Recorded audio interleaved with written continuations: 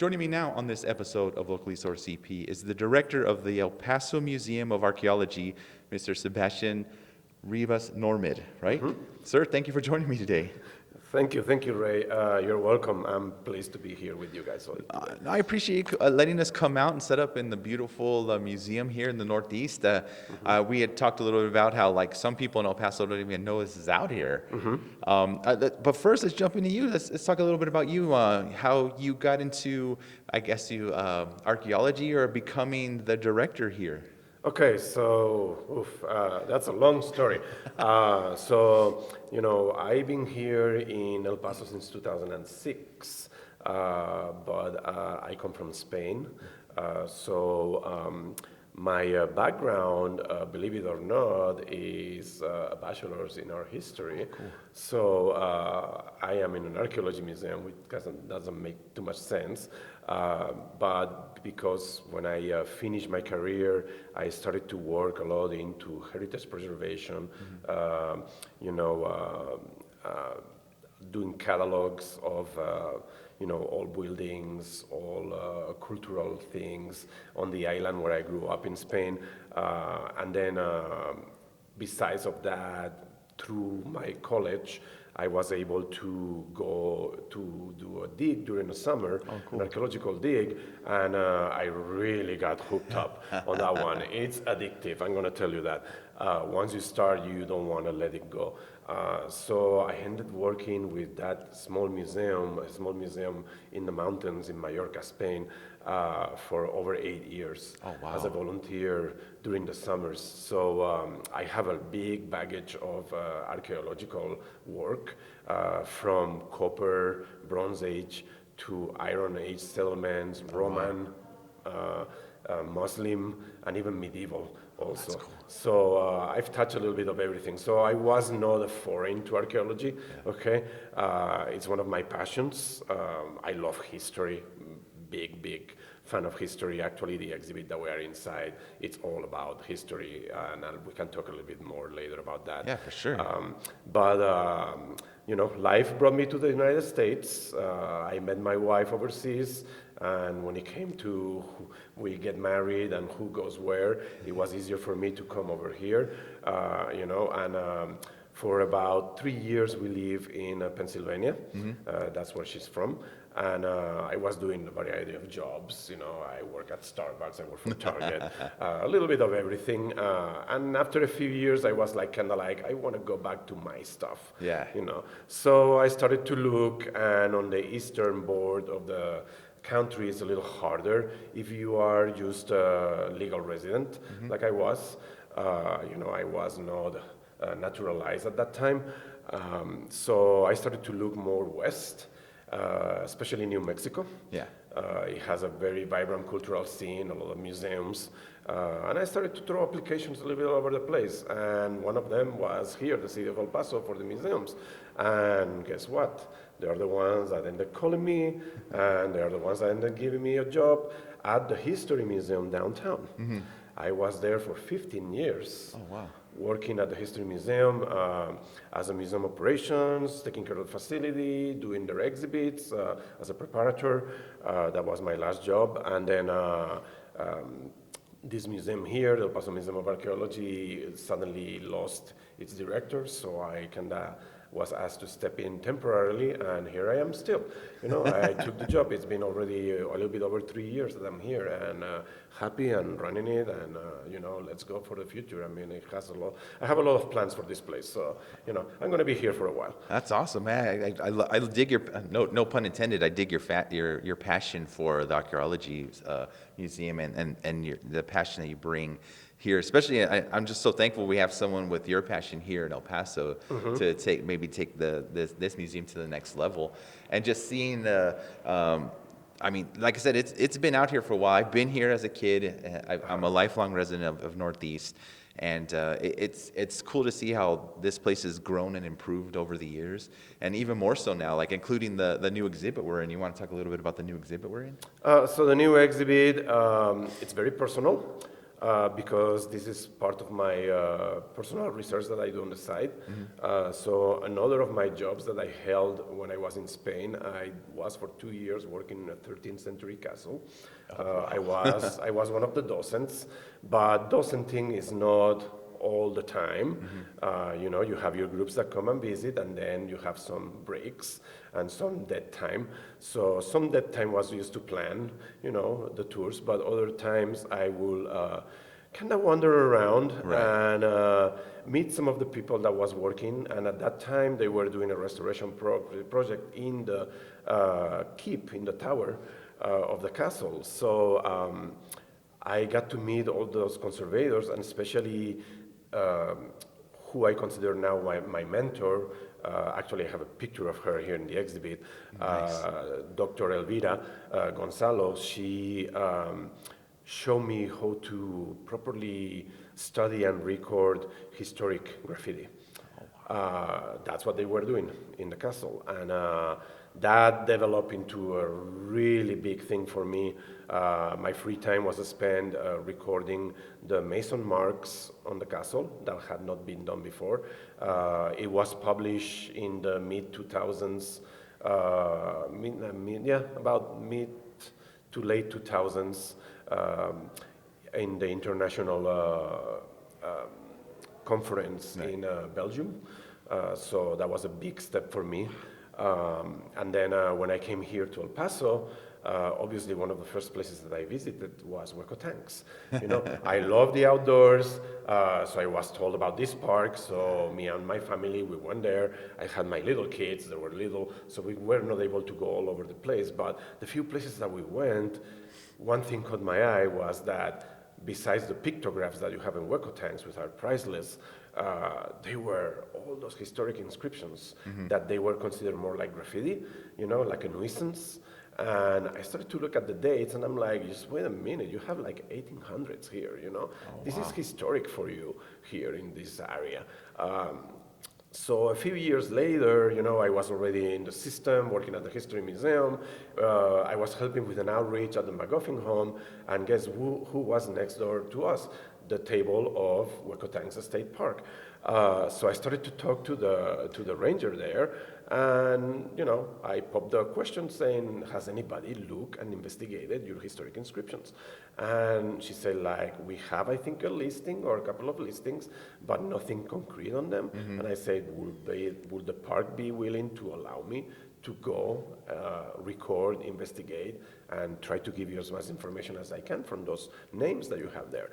And they were very open, very helpful. Cool. So in 2014, I spent several months going around Hueco Tanks, taking pictures, photographing, and what you have in this exhibit is kind of like the result of that. Oh, cool.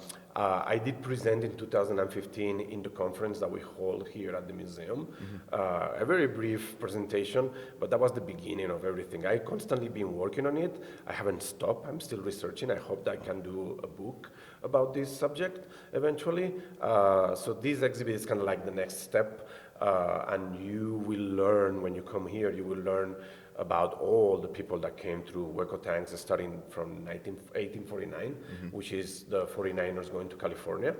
We have names from these people, and you gotta remember these people took like a couple of months from Austin or San Antonio to come to El Paso, and then they had few more months to get to California. So it's so when you get that in your mindset, you know, it's very impressive to see that, and that the fact that they left their name over there at Hueco Tanks, it makes it more valuable. Now, the coolest thing is like when through research you can find an image of these people.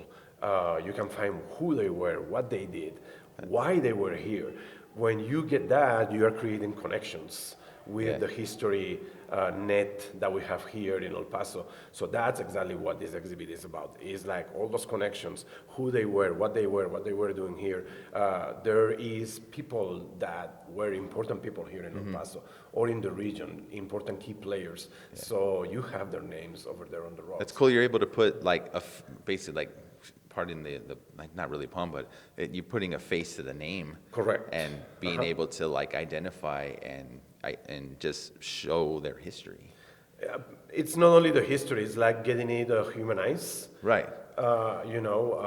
Because yes, I don't disagree. A name carved on the rocks is kind of like vandalism in a way, but after years, it becomes something else. Right. And it becomes something that has some value into it, especially the 1800 names. Those inscriptions are invaluable. So that's what the objective has been of this research, and by addition this exhibit, is to show the value of all these. That yes, agreed, graffiti will be always something considered vandalism, but nowadays we also see it as art. So we have to kind of shift a little bit our mindset a little bit, Right. and see the value behind it sometimes. It doesn't mean that anyone should go out there and start Correct. writing their Correct. name on the wall. at I mean, random especially places. I know now the park is very careful about it. Yeah, yeah. They are very mindful. You have a control access, and I think they're doing a great job about that. And actually, when you walk around, you don't see modern graffiti, which is great to see that. Yeah. Well, talk a little bit about the other exhibits here. I mean, if someone's coming to the museum here, what can they expect? And is there something here for everyone? Yes, I mean, the museum, really, we have changed our mission a little bit so we can reach out to more people. I think we were a little bit too academic before, and now we are more like family-oriented. We are using a lot more our outdoors too, so there's a lot of programming for the whole family, from adults to little kids. And I can talk a little bit more about that. Now into the exhibits. So what to expect when you come to visit our museum, you will find a refreshed lobby where you will get a brief introduction to archaeology. We have a small Pueblo house for the little kids to play into. We talk a little bit about techniques that archaeologists use to date sites. So we introduce you to dendrochronology with a beautiful slice of a redwood, probably from California or the West Coast. And that showcases how the rings tell you dates. And then we have also a section about the mountains and the fossils and minerals. We wanted to introduce that because we are right next to the Franklin Mountains. Right. We wanted to showcase that, explain to people what they are seeing. And then the fossils and the minerals, believe it or not, we can link them very easily to archaeology here in the region, because the natives that live here in the past, they use those as medicine items. They use those to ground them into powder and create paint with them. So we can teach all that to the kids.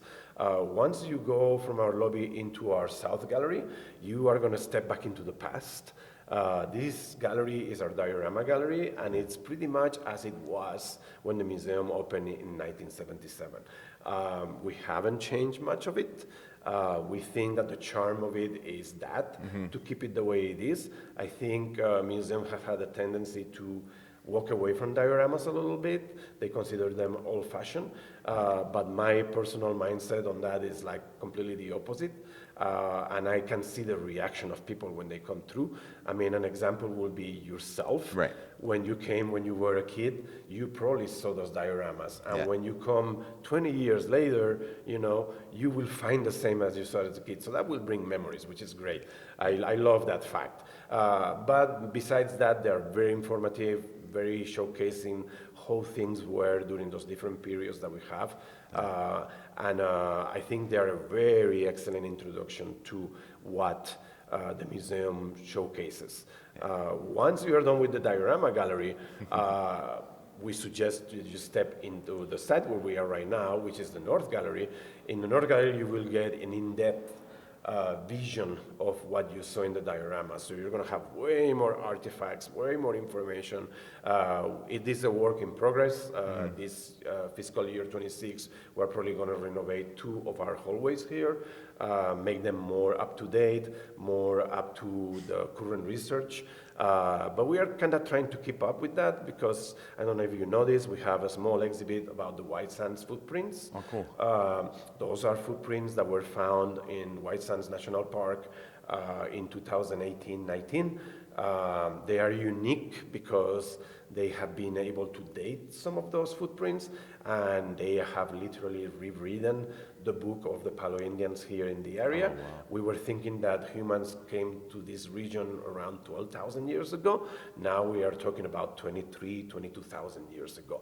So they were here before we thought. Oh, wow. Humans are very hardy, and it's very easy to believe that. Those dates are official, they're concrete, they have been tested with different dating systems, so they cannot be rebated anymore. And one of the good things about this discovery is the fact that you have other sites throughout the Americas that have been given dates that are in that range, 20,000s and even 30,000-year-old dates. So that's helping all these researchers to believe that they are in the right alley, the right lane, the right time period, to say that humans were here in this continent earlier than we thought. Oh, dang. Besides of that, you will get an overview of the Jornada Mogollón, which is the people that we had living in this region in between about 200 and 1450. Those are the core population here in the basin, here around El Paso, Ciudad Juarez too, and maybe even a little bit further north into the Tula Rosa basin also, where White Sands is. And then we have a beautiful exhibit, which I always like to speak about, is our woven exhibit, which is our baskets. Yeah. A lot of museums have a tendency to showcase a lot of ceramic, because that's what we have from archaeological record, but baskets have a lot of histories to tell too. So we have one of our wings here in North Gallery that is fully dedicated to the basketry that the museum has, and it will really blow your mind because it's beautiful works of art that some of them have probably taken over a year to be manufactured. So that will tell you the artistry behind those pieces. Dang, that sounds great. I can't wait to check it out a little later after we're done. But I mean, it's something here for the whole family. And if could you tell us where it's located here in the Northeast? Yeah, so we are fairly easy to find, really. We are off of 54 and Trans Mountain. So if you go from 54 and you go up on Trans Mountain, we will be right to your right-hand side. Our address is 4301 Trans Mountain Drive. Right next to us, we have the Border Patrol Museum. So that's another good highlight to find us. But look for the teepee and the beautiful mural that we have on the side.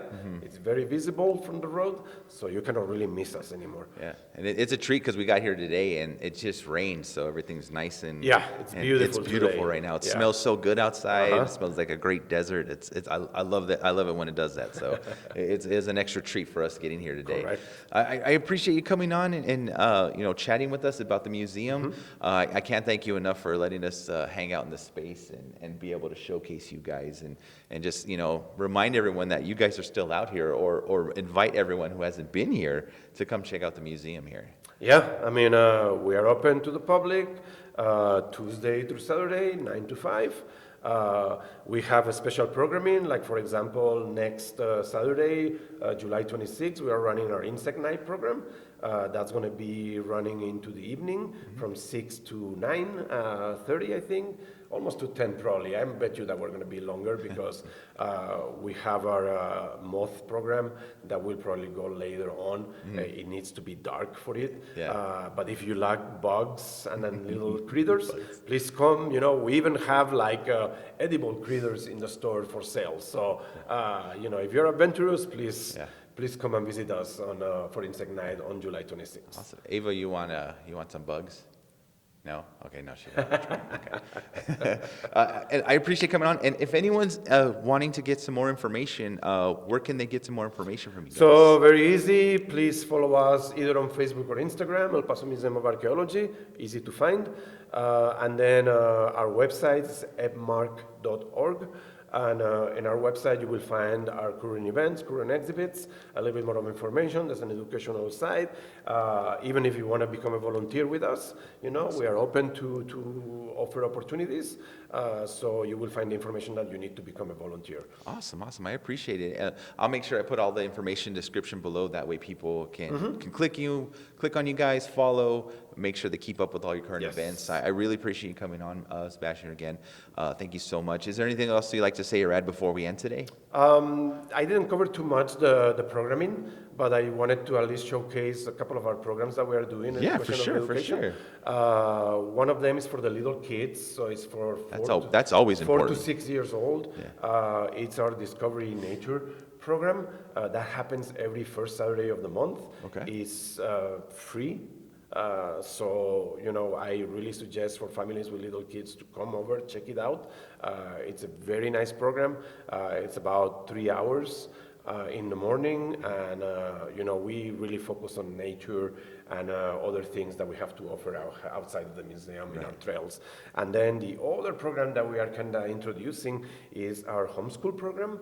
So for those families that are listening to this podcast that have homeschool kids, please be on the lookout because we're going to be announcing our program for the fall and winter, and that's a good opportunity for your children to be able to learn something new here related to the museum, to nature, archaeology, some history. We kind of like do a little bit of everything. Oh, that's awesome that you do that. That's cool. Make sure you guys follow them and keep up with current events, and get out here and check out the museum as soon as possible. Thank you. Sebastian, thank you so much. You have a good rest of the day. Thank you for letting us come out. Thank you for having me. All right, thank you.